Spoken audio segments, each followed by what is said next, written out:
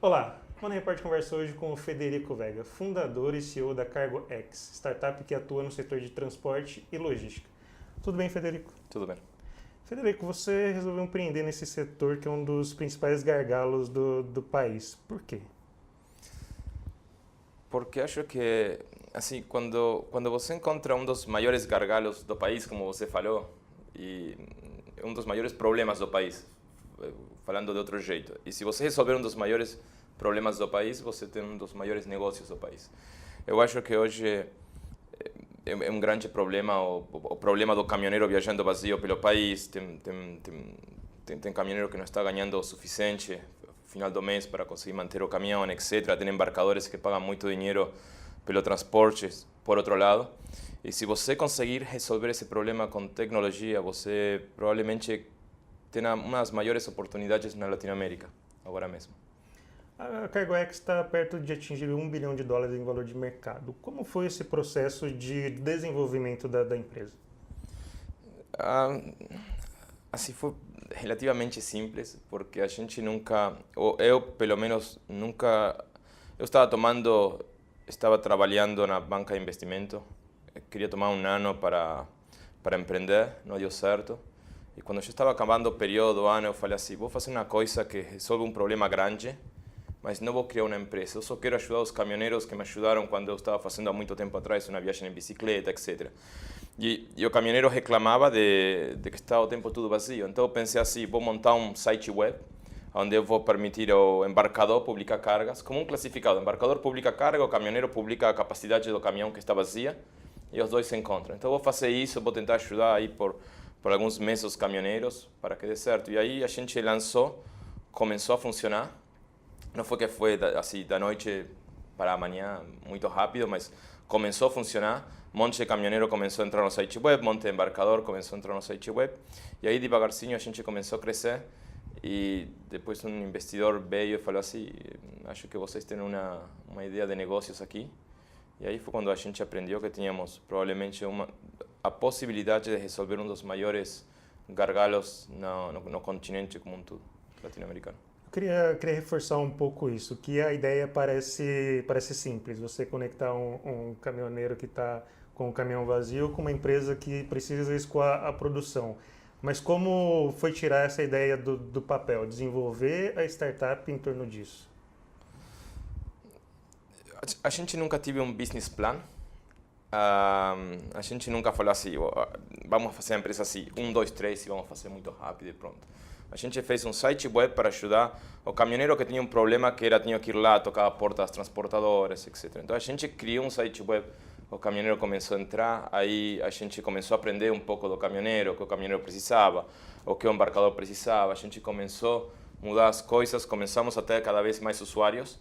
E na medida que a gente começou a ter mais usuários, a gente ia, falava com investidor e a gente aprendia um pouco. Por exemplo, eu lembro que um dia um investidor americano me falou assim, olha, eu tomo business risks, risco do modelo de negócio, mas não vou tomar também risco do modelo de mercado, assim, brasileiro. Então, se você tem uma coisa inovadora no Brasil, me falou o investidor, eu não vou tomar os dois riscos. Eu não sei se esse modelo de negócio funciona, pois nunca foi tentado no mundo. E também você tem o risco Brasil, que eu não conheço. E era investidor americano e eu não conseguia dinheiro aqui no Brasil, no momento não tinha muito investidor. E aí o que eu aprendi, que então nesse caso eu tinha que fazer assim, falar para o investidor americano, olha, aqui nos Estados Unidos tem uma empresa que é muito similar, eu vou fazer isto no Brasil. Então você não tem risco de negócio, você só tem risco de mercado. E agora vou te explicar por que o Brasil é um bom mercado para invertir. E esse é um exemplo de como você vai aprendendo a pegar capital, neste caso nos Estados Unidos. Se você está pegando capital no Brasil, muitas vezes, dependendo do tipo de investidor, você não precisa fazer isso. Porque o investidor conhece o Brasil, então se dedica a invertir no Brasil. E também tem investidor que gosta de invertir em modelos inovadores. Então o investidor não precisa falar assim, eu quero ver se este modelo já existe nos Estados Unidos. Então depende do investidor e como você... E queria que você falasse um pouquinho mais sobre isso, como foi então convencer os investidores, além dos americanos, brasileiros, como foi essa conversa, como você conseguiu atrair dinheiro para o negócio? Assim, quando a gente começou, e tínhamos muito tráfego. Um investidor falou para mim que tínhamos um bom negócio. O cara começou a olhar o negócio e ele falou assim: olha, temos um problema aqui. Primeiro, você não fala português direito. Você não é brasileiro. Você não conhece nada de transportes, porque eu não era da indústria de transportes. Assim, você tem tudo a contra. E umas indústrias mais complexas, num dos mercados mais complexos do mundo. Então, acho que você tem uma ideia de negócios, mas eu não vou invertir.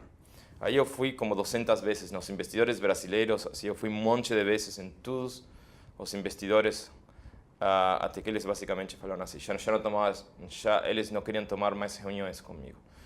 Então acho que foi pura persistência. Depois comecei nos Estados Unidos, visitei um monte de investidores, até que um investidor, eu ainda não sei porquê, ele falou assim, eu vou invertir. E isso foi um pouco o que deu começo à empresa. Invirtiu, em um princípio, $250.000, o dinheiro acabou. Aí eu conheci, por meio desse investidor, conheci a um dos fundadores da Uber. E o cara gostou muito do que a gente estava fazendo e falou, eu quero também ser parte. E no processo eu trouxe outras pessoas da indústria, assim, sempre pensando no que os investidores falavam. Você não fala português, não tem que pelo menos aprender portunhol. Você não é da indústria de transportes, mas eu posso trazer pessoas da indústria de transportes para me ajudarem e trazer o conhecimento. É uma indústria muito complexa. Então, trazendo conhecimento para o negócio, quando eu ia e me sentava com um investidor que falava essas coisas, eu falava, bom, olha, eu tenho um cara que criou a Uber, um dos cofundadores da Uber, eu tenho um cara que criou, neste caso, a Coir Logistics, que era como que eu estava tentando fazer nos Estados Unidos. E tinha pessoas do transporte aqui do Brasil, que chamam-se advisors. Então eu criei um grupo de pessoas que basicamente cobriam todos os buracos que os investidores falavam para mim, depois de ter feito mais de 200 reuniões com investidores e ter pegado mais de 200 no Brasil e nos Estados Unidos. E só nesse momento que os investidores começaram a ver que a gente era uma empresa muito sólida. Nos falaram tantas vezes que não, que a gente aprendeu muito do que eles queriam. E aí chegou um momento que o investidor via que a gente tinha uma equipe muito sólida, tínhamos, obviamente, um mercado muito grande. Quando você fala com um investidor, é importante você também mostrar que tem uma oportunidade muito grande, um problema grande para resolver. Se você não tem um problema para resolver, você não tem oportunidade. Então, o problema é grande. O Brasil é uma das maiores economias do mundo, o mercado brasileiro de transporte é um dos maiores mercados do mundo. Então, um problema grande, muito complexo, mas se a gente conseguir navegar essa complexidade do mercado e burocracia do país, a gente tem uma oportunidade que ninguém mais tem, porque uma empresa que chega de fora vai sofrer um pouco mais do que as pessoas que estão dentro do Brasil entendem o mercado. E isso foi o que fez que os investidores comecem a confiar na gente, uma oportunidade grande com pessoas capacitadas para resolver a oportunidade, o problema. Então foi preciso criar toda essa estrutura, tudo que os investidores apontavam, falta isso, falta aquilo, foi preciso cobrir tudo isso para o negócio ter uma solidez, começar a crescer de uma forma consistente. Sim, você precisa cobrir os buracos, mas também você precisa entender assim, olha, este investidor não sabe o que está falando e eu conheço meu negócio melhor que o investidor, então aqui vou tomar uma posição um pouco mais arrogante e vou falar obrigado e vou ir para o próximo investidor. Porque não necessariamente você tem, assim, se eu te falar as coisas que alguns investidores falavam, era como, assim, eu não acreditava que o cara era um investidor, mas também tinha pessoas muito inteligentes que faziam a tarefa de casa, tentavam entender o que a gente estava falando e te davam feedback bom. E aí eu tomava o feedback e tentava arrumar.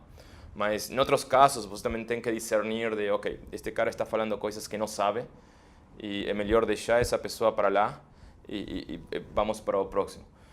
Então, eu acho que tem que ter muita persistência para fazer isso. Uma vez que alguém te fala 200 vezes, pessoas inteligentes que estão do outro lado da mesa com investidores te falam não, e eles te explicam as razões, é muito desmotivador. Cada uma dessas reuniões te desmotiva muito. Mas ainda assim, se você tentar escutar e separar o que é um feedback bom de um feedback que não gera valor, e você tentar construir sobre esse feedback, e você continua indo nos investidores, em muitos casos repetidas vezes no mesmo, acaba dando certo. Aqui no Brasil, muitos negócios acabam fechando com 1 ou 2 anos. Você acha que também, por conta disso, esse desafio de convencer investidor, ou então porque muitas vezes o empreendedor ele abre um negócio, mas ele não tem a certeza do que ele quer fazer. Qual que é a sua avaliação sobre isso? Eu tomei o primeiro ano para começar a fazer alguma coisa que falhou em 2011. Comecei. Só em 2015 que eu peguei o investimento. Entre 2011, eu basicamente gastei todos meus ahorros da vida, gastei tudo, vendi meu apartamento também, assim, tudo, acabou tudo. E eu passei entre 2011 e 2015 um período onde a gente não tinha, eu não trabalhava, estava focado 100% em fazer alguma coisa. E foi um período que é ruim, né? Porque você fala assim, todos os meus amigos na banca de investimento estão dirigindo carro novo, comprando casa, etc. E eu estou aqui trabalhando no Starbucks, no meu caso. E não tinha dinheiro nenhum, assim, muito pouco dinheiro, porque você não ganha um salário quando está começando uma empresa. Então, acho que essa persistência é chave. Muitas vezes o problema é do país, não do empreendedor. O país não tem dinheiro. Eu lembro 2012, 2013 começou a economia, o ecossistema de empreendedores começou a sumir, porque os investidores começaram a ir embora e ninguém estava pegando investimento e foi um período muito ruim. Agora estamos começando novamente a falar de unicórnios e de empreendedores que têm sucesso e isso sai na mídia e tem investidores que estão falando que vão invertir no Brasil. Então o ecossistema está ficando um pouco melhor agora. Então, assim, pode ser que tenha empreendedores muito bons em 2012 que não conseguiam dinheiro porque o ecossistema estava muito ruim para conseguir dinheiro e as pessoas muitas vezes têm uma vida pessoal, né? Muitas vezes você não tem a decisão de falar, eu vou ficar 3 anos sem trabalhar. Eu não tinha filhos, não sou casado, eu não tinha uns custos fixos muito maiores do que me manter vivo. Então eu pensava assim, se eu consigo comer e respirar, eu estou bem. Eu consigo continuar. Outras pessoas não conseguem. E tem que sair, e tem que ir e procurar um trabalho. E acho que isso que acontece com muitas empresas. Simplesmente, você tem dois tipos, desde meu ponto de vista, tem 3 tipos de fracasso no mundo empreendedor. Não é uma pesquisa, é minha percepção. Tem um empreendedor que fala muito de ideia, não executa. Então, fala muito, vai a todos os eventos empreendedores, faz networking, fala com todo mundo de ideias, mas nunca mete mão na massa e faz as coisas acontecer. Isso é um case que eu já vi muito, por isso que eu não gosto de ir em eventos empreendedores. Pouca vez eu vou num evento de empreendedor. E eu acho que são péssimos para fazer networking. 2, acho que quando os cofundadores brigam, isso acontece muito, 2 pessoas que são amigos se juntam para fazer uma empresa, depois brigam e a empresa acaba. E 3, quando você não consegue investidor. Frederico, falando agora um pouco mais do funcionamento da CargoX. Que problemas vocês identificaram nesse setor de transporte e logística e conseguiram apresentar soluções? Eu queria saber como a startup funciona na prática, como que é a atuação de vocês? Assim, o problema que eu enxergava é que basicamente o caminhoneiro há muito tempo já reclama que ganha pouco. O caminhoneiro fala, eu trabalho para caramba e ganho pouco. E o embarcador fala, eu estou pagando muito por frete. Então, por que as duas? Uma pessoa reclama, eu ganho pouco, e a pessoa que paga está falando, mas eu pago muito caro. O que acontece no meio? Onde está indo o dinheiro? Quando eu comecei a investigar, uma das causas para esse problema acontecer é que o caminhoneiro fica 40% do tempo vazio, sem movimentar cargas. Isso quer dizer que 40% do tempo não está trabalhando, mas também tem que pagar a parcela de um caminhão que se deprecia, tem que pagar estacionamento, etc. Também tem que viver, né? Então, isso é um grande problema. O caminhão que assim, tem caminhão vazio, tem cargas, e as duas partes não estão se encontrando no momento certo. Então, eu pensei com tecnologia, com internet no telefone do caminhoneiro e um site web, a gente pode conectar essas duas pontas. E depois, obviamente, você tem toda a parte do meio que a gente consiga optimizar, aonde carregar, abastecer um pouco mais barato, tem diferentes parâmetros de como fazer a viagem de um jeito mais optimizado e você economizar dinheiro como caminhoneiro. Isso foi o problema que a gente encontrou, e o que a gente faz basicamente é isso, é conectar duas partes. Ajudamos o caminhoneiro, além de encontrar cargas, a abastecer mais barato, encontrar serviços mecânicos mais baratos, conseguir trocar o pneu de um jeito mais barato. Mas a gente também ajuda o transportador.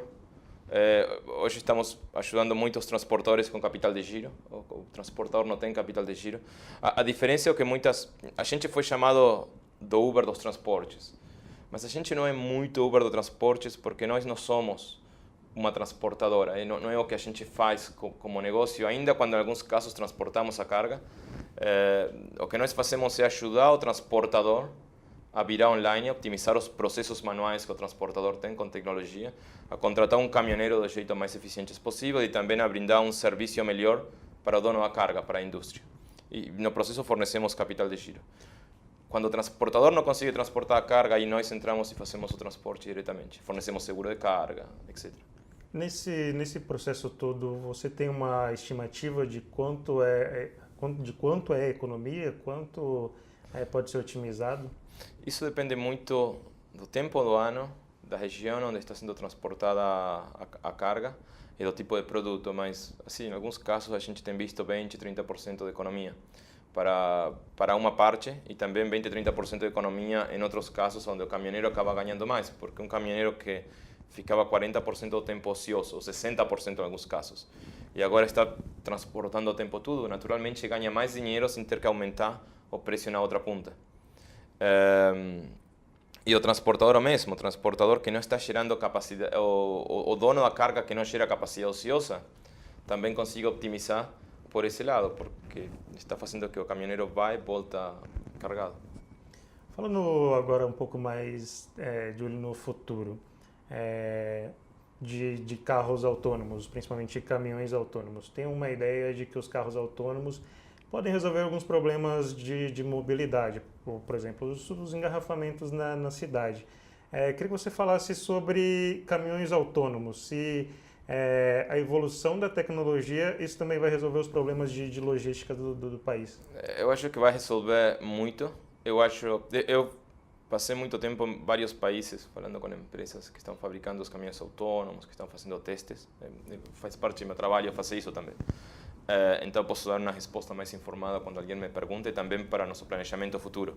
E eu acho assim que o caminhão autônomo vai chegar antes que o carro autônomo. Ainda quando a gente consegue já ver na internet os Teslas que se dirigem sozinhos, tem um interesse econômico muito grande, porque um caminhão que se dirige sozinho tem um custo de seguro menor, tem um risco de acidente menor, o transporte é mais rápido, etc. E também tem uma explicação tecnológica para o caminhão chegar antes.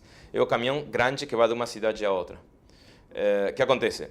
O caminhão grande nunca entra na área urbana, que é a área mais complexa para você dirigir. É muito mais simples quando você pega um carro a dirigir na estrada. E o caminhão grande tem o warehouse, do lado da estrada, que isso pode ser feito por uma pessoa, a maniobra pode ser feita por uma pessoa, mas uma vez que você pegou a estrada principal, o caminhão pode ir sozinho. Isso já acontece e a tecnologia é boa para isso. Os Teslas, os carros já funcionam bem para isso. Num primeiro momento, que a indústria como um todo está enxergando é que vai ser o caminhão mesmo antes do que o carro.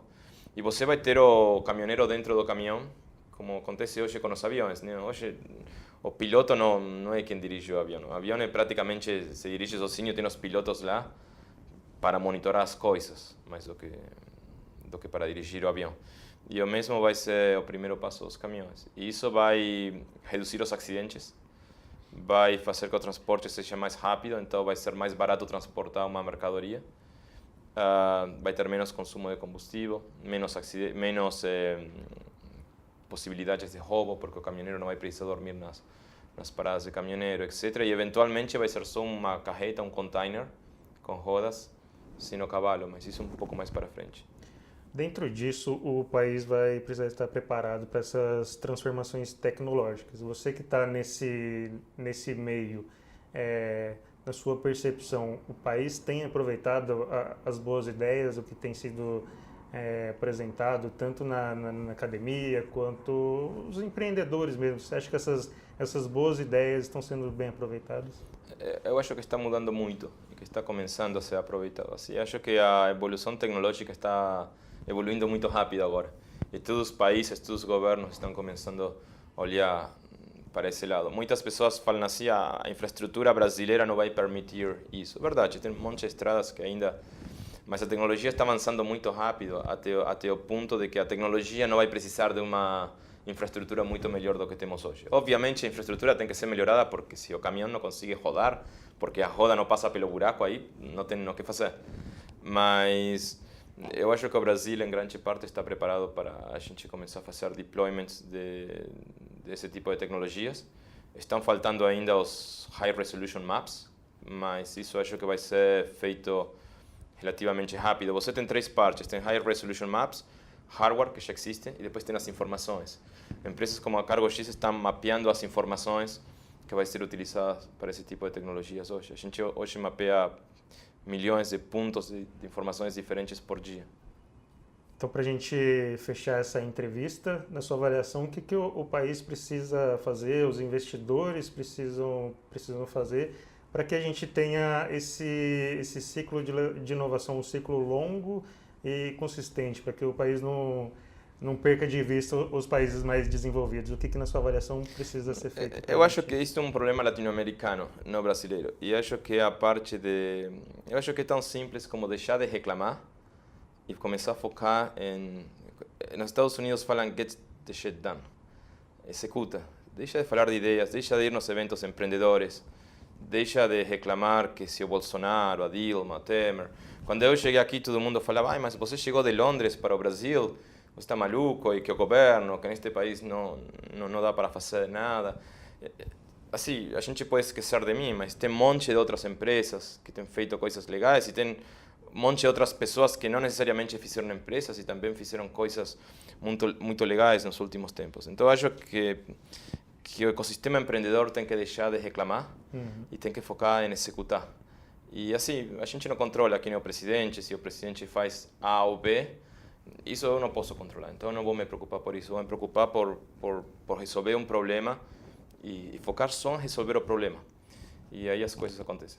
Então essa evolução, esse desenvolvimento tecnológico vai depender muito mais da iniciativa do empreendedor, da iniciativa privada, do que necessariamente de ação do governo.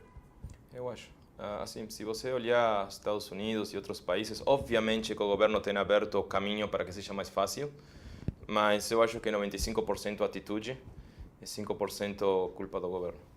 Federico, muito obrigado pela atenção, por esclarecer as nossas dúvidas. Obrigado a vocês pelo convite. O Mano Repórter conversou hoje com o Federico Vegas, CEO e fundador da Cargo-X. Obrigado pela atenção e até a próxima.